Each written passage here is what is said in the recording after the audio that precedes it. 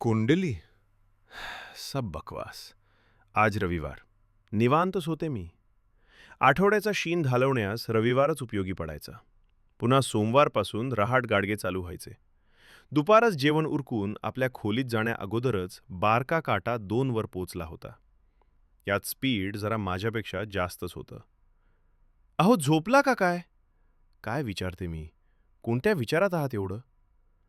काय ते? त्यांच्या बोलण्यात थकवा जाणवत होता. अहो, मी म्हणते, कुठले विचारत आहात एवढे? काय होतंय का तुम्हाला? ते काहीही उत्तर न देता भिंतीकडे तोंड करून मला उत्तर देण्याचे टाळत होते. कसली सुट्टी आणि कसलं काय आज काम, हे रोजच्यापेक्षा जास्तच होते. आठवड्याची भांडीकुंडी, कपडे हे सगळं आवरण्यातच दुपार कधी झाली हेच मला समजलं नाही. चिरंजीव शेजाऱ्यांच्याकडे खेळायला गेला होता. सकाळपासून पेपर वाचायला सुद्धा वेळ मिळाला नाही. पेपर कुठे आहे हे बघायला लागलो तर 2 पानं गॅलरीमध्ये, 2 पानं हॉलमध्ये विस्कटून पडली होती. सगळी गोळा केली आणि कॉटवर येऊन आडवी झाले. हुंड्यासाठी छळ, छोट्याशा कारणावरून घटस्फोट, मारहाण याशिवाय कसल्याही बातम्या नव्हत्या. काय चालले आहे हे सगळीकडे? पेपर सारून बाजूला ठेवून झोपण्याचा प्रयत्न करू लागले. झोप येईल असं वाटत होतं, पण ती काय येत नव्हती. शेजारून यांचं विवळण वाढू लागल्याचा आवाज येऊ लागला होता. तुम्हाला काय होतंय का, असं मी म्हणण्याचा प्रयत्न करत होते.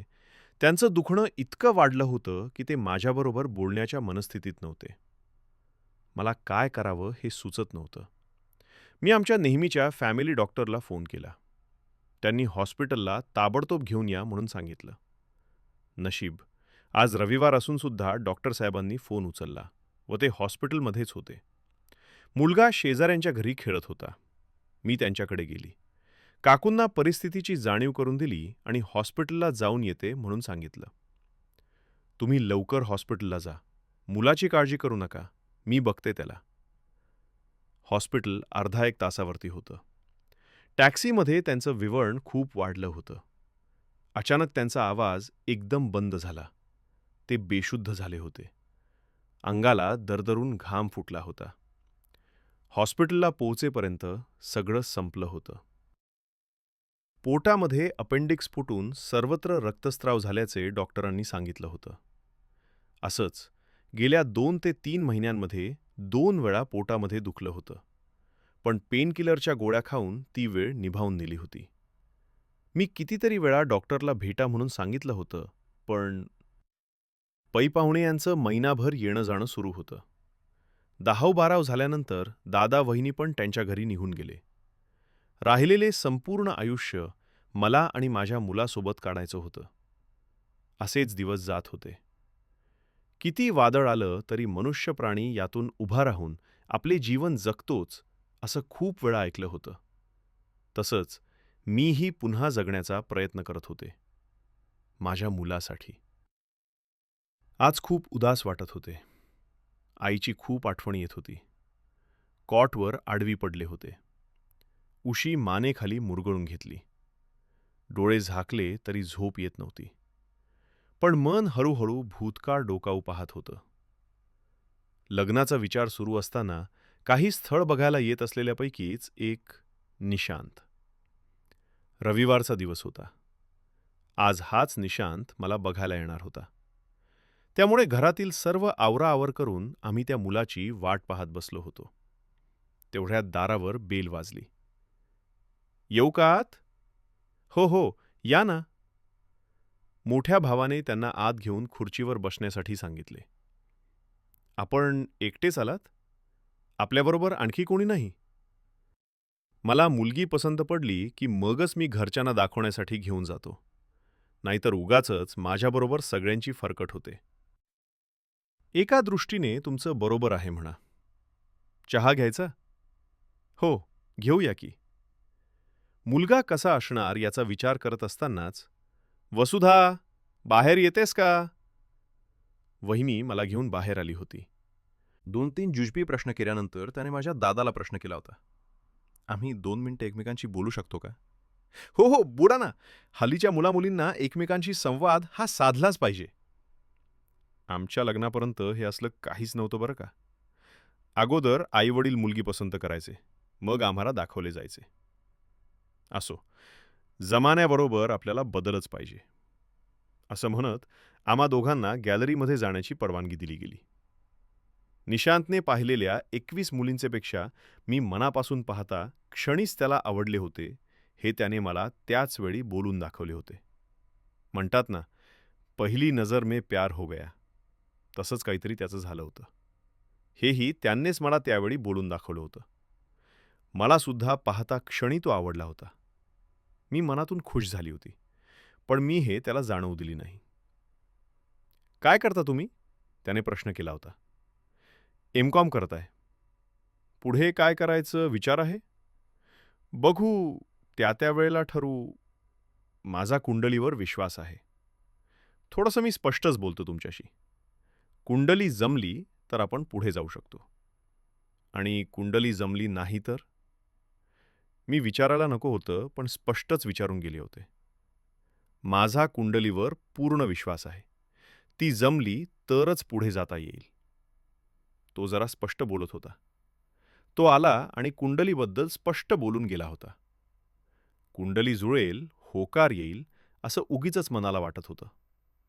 बरेच दिवस झालं उत्तर आलं नाही. मनाला मी समजू लागले होते, कुंडली नक्कीच जुळली नसणार. मी मनाला समजूत घालून त्याचा विचार हळूहळू डोक्यातून बाहेर काढण्याचा प्रयत्न करत होते. लग्नासाठी पुन्हा नवीन स्थळे, मध्यस्थी यांच्यातर्फे शोधाशोध सुरू झाली होती. 2 भावांच्या नंतर मी झाले होते. दोघेही माझ्यापेक्षा 7-8 वर्षांनी मोठे होते. आई-वडील लवकर गेल्यामुळे भावांनी त्यांची कमतरता मला कधीच जाणवू दिली नाही. माझं शिक्षण, कपडे, माझा छंद या कशासाठीच त्यांनी मला हट्ट करण्याची वेळ आणू दिली नाही. शिक्षण पूर्ण झाल्यानंतर नोकरी लावण्यासाठी भावानेच प्रयत्न केला होता. घरापासून फक्त 4च स्टेशनजवळ माझं ऑफिस होतं. घरातून निघाल्यावर जेमतेम अर्ध्या तासातच मी ऑफिसला पोहोचायची. त्यामुळे मी दोन्ही वहिनींना जेवणासाठी होईल ती मदत ऑफिसला जाण्यापूर्वी करायची. त्यामुळे सगळा जेवणाचा विषय तासाभरात संपून जायचा. दोन्ही वहिन्या ही माझ्यावर खुश होत्या. घर चालवायला, जेवण करायला माझी अर्थातच मदत व्हायची. सगळं कसं व्यवस्थित सुरू होतं. मोठ्या दादाचा एक मित्र माझ्यासाठी स्थळ घेऊन आला होता. गेले वर्षभर माझ्या लग्नाची घरात चर्चा सुरू होती.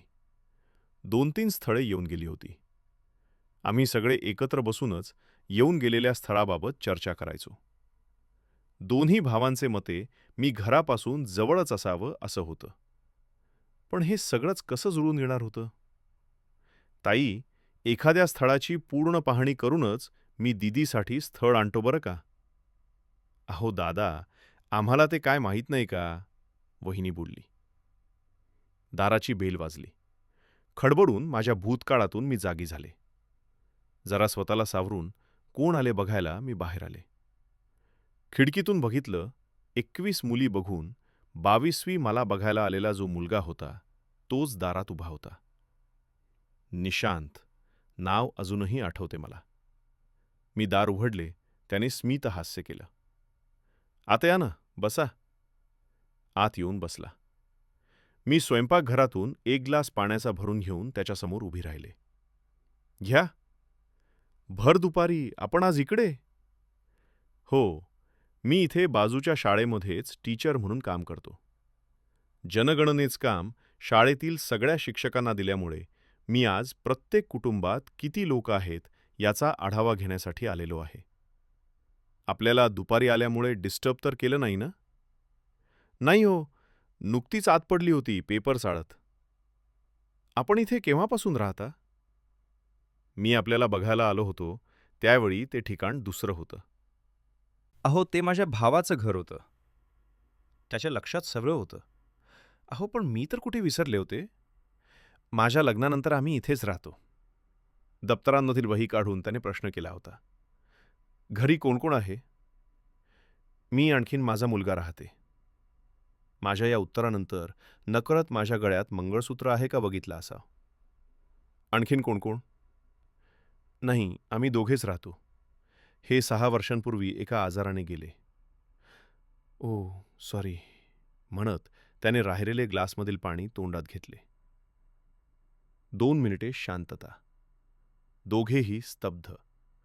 कुणीच काही बोलत नव्हते. थोडं वातावरण चेंज होण्यासाठी तो हातातील वही चाळू लागला. त्याने तुमचं नाव सांगा म्हणून माझं नाव वहीमध्ये श्रीमती वसुधा शरद टिप्पणीस लिहिले. वयसुद्धा लिहिले. मुलाचं नाव सांगता. निशांत. एकदम प्रश्नार्थक नजरेने माझ्याकडे तो बघत होता. पण त्याने ते दाखवून दिलं नाही. पण माझ्या नजरेतून त्याच्या चेहऱ्यावरील भाव अचूक टिपले होते. तो वहीमध्ये माझी सगळी माहिती लिहून घेत होता. मुलाची माहिती लिहिल्यानंतर त्याच्या एकदम लक्षात आले होते की तिचा मुलगा हा आपल्या शाळेमध्ये शिकत आहे. मग मात्र तो थोडासा रिलॅक्स मूडमध्ये बसला व माझ्याशी गप्पा मारू लागला. मलाही आता कम्फर्ट फील जाणवत होते. तुम्ही मुलाच्या शाळेमध्ये केव्हा मला दिसला नाही? हो, मी 2 वेळा आले होते. तुम्हालाही बघितलं होतं. पण पुढे येऊन बोलण्याचं माझं धाडस झालं नाही. माझा निशांत अभ्यासामध्ये कसा आहे? तो अत्यंत हुशार आहे आणि त्याची ग्रॅस्पिंग कॅपॅसिटी एकदम छान आहे. आम्ही दोघेही रिलॅक्स झालो होतो. मग मी थोडंसं धाडस करून त्याला विचारलं, आपलं लग्न? हो, झालं ना. आपल्याला मुलं? एक मुलगी आहे. घरामध्ये आणखीन कोण आहे? मा स्पष्टपणे त्यांच्या बायकोबद्दल विचारण्याचे धाडस झालं नाही. आई वडील गावीच असतात. मीच अधूनमधून गावी जातो. आणि पटकन त्याच्या लक्षात माझा हा खोचक प्रश्न आला होता. गेल्याच वर्षी माझी बायको हार्ट अटॅकने गेली. मी असं अचानक विचारायला नको होतं असं मला जाणवलं. पण तो रिलॅक्स मूडमध्ये होता या माझ्या प्रश्नामुळे तो गोंधळला नाही. त्याने ही परिस्थिती स्वीकारल्याच जाणवत होतं. पटकन कॉफी करते म्हणून मी तिथून उठले. 2 मिनिटात स्वयंपाकघरात कॉफी करताना हजारो विचार डोक्यात येऊन गेले. कॉफीचा कप हातात देताना, तुम्हाला एक प्रश्न विचारू? हो, विचारा ना.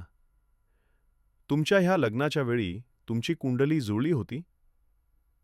तो माझ्या या प्रश्नांवर गप्प बसला होता. कोणतंच उत्तर त्याने दिलं नाही.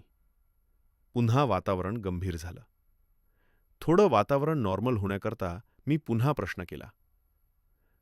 आपली मुलगी आपल्याबरोबरच राहते? हो. माझ्याबरोबर शाळेत येते? माझ्याबरोबरच परत येते. आपल्या मुलीचं नाव काय? वसुधा. दोघांच्याही डोळ्याच्या कडा ओल्या झाल्या होत्या.